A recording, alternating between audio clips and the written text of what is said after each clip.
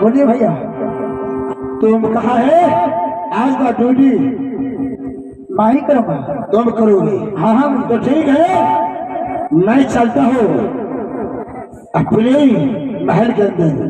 ठीक हो सकता है मेरे दोस्त कोई आया होगा तो मैं इसके साथ चले जाएंगे लोहा खेलने के लिए। ठीक है भैया, लेकिन विलम्ब मत करना भैया। नहीं, अगर टाइम से आऊंगा। विलम्ब करोगे तो मैं अकेला ही पड़ जाऊंगा इस जंगल के अंदर।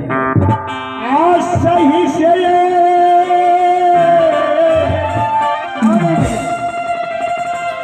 ड्यूटी आधा करी है रे